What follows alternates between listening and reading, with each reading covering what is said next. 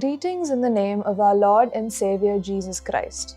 The theme for the day is Zechariah, righteous before God.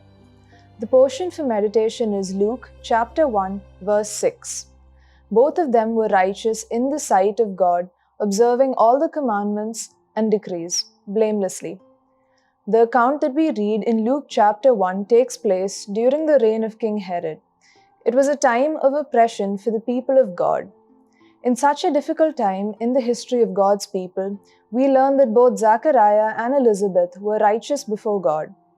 This godly couple was a shining example of godliness in the midst of an unfaithful people. They were declared righteous by the virtue of their trust in God and His Word, and they walked in obedience to the Lord. Righteousness is not just about following rules, but about a deep commitment to God's will, encompassing our thoughts, actions, and motivations. They lived lives fully committed to God's will, not just outwardly following religious practices, but also having a sincere heart dedicated to God.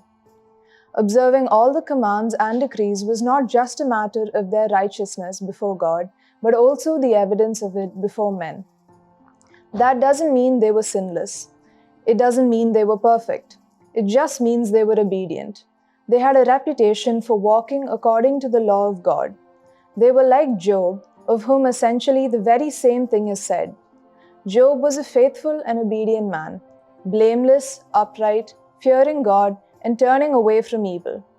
The term blameless means there is nothing in their lives which others can criticize. To be blameless is very much the same as to lack a blemish. This is reference to one's reputation and general character. Zechariah and Elizabeth are well known and well respected for their obedience to God. Despite being considered righteous, they faced a significant challenge. They were unable to have children. This could have been a source of doubt or questioning of their faith, but the text shows that they remained steadfast in their devotion to God, demonstrating the true meaning of righteousness. Their life is a powerful reminder that being righteous before God is not about perfection, but about a consistent pursuit of living according to His Word, even when life throws difficulties our way.